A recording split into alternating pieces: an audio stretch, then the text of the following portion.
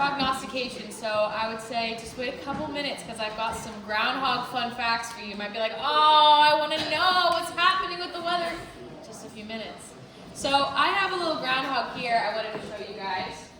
This is not Grover, so please bear with him. He's Grover's cousin, if you will, and he does not have eyes, so be nice. Don't make any funny faces, but he won't be able to see you if you do. Hi everybody, I'm Hemlock Hannah. If you have not met me, I am the environmental educator at the Schuylkill Conservation District, and I get to go around Schuylkill County and tell people fun nature facts and help spread nature appreciation and environmental awareness. Thank you. So this is my Ozempic groundhog, as they say, because if you look to the side, it looks quite skinny. Not as beautifully well dressed and fleshed out as Grover is here, because this groundhog unfortunately was hit by a car way back in the day.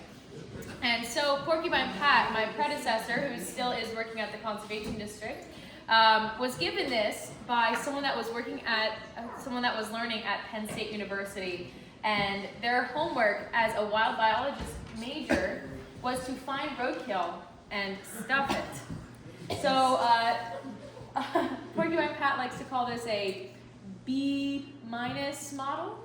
So it's they did the job, but she could do a little bit better here. But usually groundhogs are a lot rounder.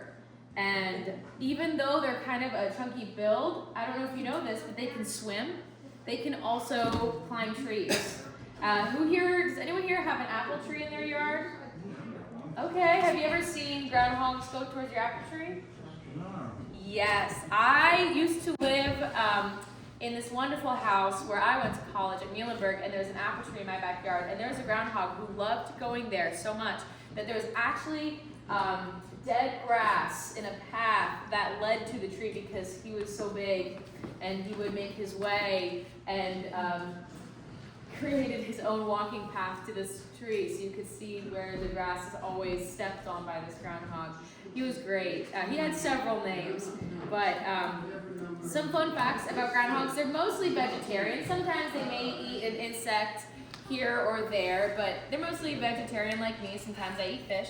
And they can eat about 10% of their body weight in one session. So for me, that'd be like eating 40 apples. Okay, don't do the math on that one. I kid. But they also can dig burrows that are 6 feet deep. So I'm a 5'2" girl. If you cut me off, but with my hat, I'm probably 6 feet. And so about knee deep. And then their burrows could be about 15 to 25 feet long and with tunneling channels. So of course, if you're a gardener, you're not really going to enjoy that. And also, if you have cattle or sheep, it can kind of be a nuisance, unfortunately. But these guys are good. They help to aerate the soil, and they're also very clean. A lot of people think that rodents are dirty animals, but in fact, they're very clean. They like to have a burrow that is just their bathroom burrow, and when that fills up, they seal it and they make their own new bathroom. In fact, if anyone here has ever had a guinea pig or a hamster, if you notice in their cage or their living area, they'll usually designate one spot for their bathroom, and they get really upset if the cage is not clean. So if you have any rodent friends, make sure you continue to clean their cages regularly. Another fun fact is, yes, this is a rodent. It's very big, much larger than a little hamster or a rat or even a squirrel, but they are rodents, and all rodents have growing teeth. Just like if you look down at your hand, we all have growing fingernails, and we all have to trim our fingernails, right? But groundhogs, they don't go to a salon for their teeth. That would be kind of cool, but they don't. So they have to continuously be nibbling on things. So of course, if you have a vegetable garden, like I used to manage an entire community vegetable garden, our groundhog friend would always go under the fence, and he was a very greedy groundhog. And he liked to sharpen his teeth and nibble on everything, and he would just take a couple bites out of one watermelon and leave it and go on to another one. So they can be greedy sometimes, but I still love groundhogs. And wouldn't you know, it was quite the morning when I went to go water my vegetables, and I heard, and it was the groundhog. We had a standoff. He had made it under the fence, and he stood on his hind legs and was going, because there's two things that they do. When they're trying to scare away a predator, or they're like, watch out, they'll chatter their teeth. my teeth are not long and do not make the same sound, so I use a little clicking with my tongue when they're trying to warn off another predator. But if they're trying to warn their friends that there's an intruder, does anyone know the sound they make? Yes? They whistle. They whistle! Can everyone give me their best whistle? That's perfect. And for us, we might think, oh, that sounds like a tweety, tweety little bird. But to a groundhog, that means, take cover, dog! So definitely a little bit of a language barrier there. But yeah, so they're also called whistle pigs. If you didn't know, groundhogs are called whistle pigs because they whistle. If they see an intruder, like this entire wonderful group of people here, it would be very scary to a groundhog. They'd go, they duck under and be in their tunnels, right? Because this guy, how fast do you think he could go? Be honest. Only about 8 miles per hour. So the fastest human athlete can run up to like 27 miles per hour, which is super fantastic. The average person here, I will include myself in this, cannot run 27 miles per hour. So actually, the average like sedentary human can run about 8 miles per hour. So just about as fast as a groundhog. So that inspires me to go get my steps in today to be faster than a groundhog. But they're really fabulous animals, and they're also used for predictions like this because they're true hibernators. So things like squirrels will see them outside and they'll be walking in the snow. If you see a groundhog in the snow right now, it's probably not doing too hot because they hibernate, meaning they truly fall asleep for about 3 months. And to hibernate, their body temperature lowers. Their body temperature can get to 37 degrees. And usually their body temperature is 100, which would be feverish to us, but they're adapted to be able to get down to 37 degrees.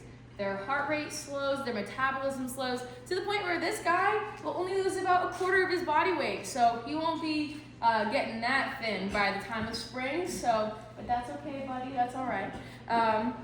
It's really, really fascinating how they're designed to be like this. So squirrels and other animals, they aren't designed to sleep the entire winter, but these guys are. So there is some truth to Groundhog Day in that if you see groundhogs out and about kind of early on than you usually see them, that means that their bodies have thawed, they're ready to go out and about and find food. So they're actually a pretty decent indicator if it's going to be spring or not.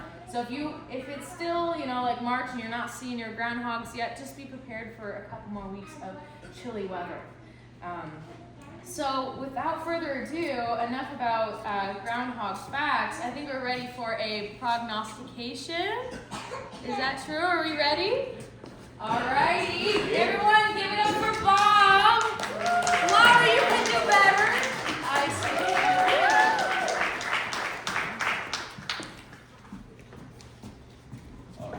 A word from the official Groundhog Board, right? You want to say that? Yeah, it's certified by the Groundhog Board. No. You didn't have that? Not yet. Not yet. I have to do a poem first. Okay. All right. I know I'm not nearly as good looking as Hannah, but you're gonna have to put up with me, all right? I had a confab with the groundhog this morning, and Denise was there, and he checked out the sun if it was rising or not, and whether he saw his shadow or not.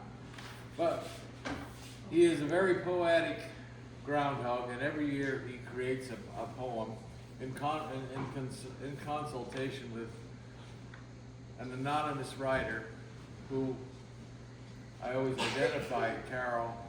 This year Carol has just recovered from major surgery, but she did get the poem right. So, 'tis the day of the groundhog, 2026, and the folks have gathered to hear Grover's pace. Will spring come early or winter hang tough? He will tell us the truth, or is it all a bluff? Down in the hole at the crack of dawn, Grover emerges with a stretch and a yawn. He fluffs up his tail, blows a kiss to his wife, Sweet Arrow Sue, the true love of his life. Right there they are. Now it's down to business. You know it's his duty. Despite inflation and job insecurity, he'll do his best so he doesn't get fired or be replaced by a skunk that the president hired. Grover looks far left and then far right. Are clouds looming over, or is the sun shining bright? For that will tell the story of what 6 weeks will be, and Grover's prediction will go down in history. If it happens that you fish your wish, Grover is a hero. But if you don't get your way, then Grover is a zero. Because no matter what the forecast, you can't please all. So let's give Grover a break when he makes his call. Only the shadow knows. It's the Groundhog's MO for predicting the weather blow by blow. At 7:12 a.m. February 2nd, Grover's ready to share his breaking news with you. Did you ever stop to wonder how the groundhog gets its scoop?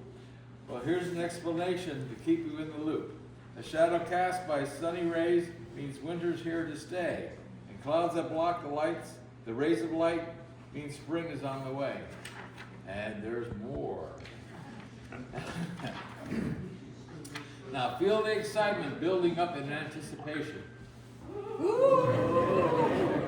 As everyone's awaiting for the weather declaration, with no time to waste, Grover takes the center stage. There you go. Since relying on a rodent seems to be the trending rage. It says, audience cheers, Grover, Grover, Grover. Grover, Grover, Grover. Let the countdown begin. 10, 9, 8, 7, 6. Grover is the groundhog up to his tricks. 5, 4, 3, 2, 1. Stick around, folks. The fun has just begun. Remember the words of wisdom from none other than the woodchuck. And if it all happens to come true, you can bet it's pure luck. Now, we had a groundhog lodge in Pine Grove, and 20 years ago we started taking over for that lodge because it disbanded. And we have very few remaining members of the original Groundhog Lodge. And Roger's one of them.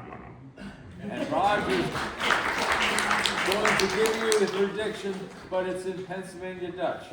For those who have English as your only language, you're going to have to wait till I tell you what it is. So go ahead, Roger. We feel versteht Dutch. Niemand. You understand it. Ja. Alweer. De groenzaag waarna ze vlog komen. The groundhog came out the hole this morning. Had de shara center, de blauw aan de net aan de lucht done. 6 more weeks of winter. 6 more weeks of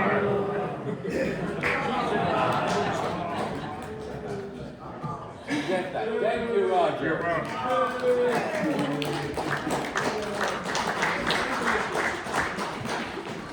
You heard it first, second, third, maybe fifth. All right. Now, what our groundhog does that no other groundhog or ferret or whatever else does is give a Super Bowl prediction. So, in true poetic form, the Seahawks fly high to the bay to make the Patriots their prey. With Sam Darnold's arm, they'll do plenty of harm and take the Lombardi away.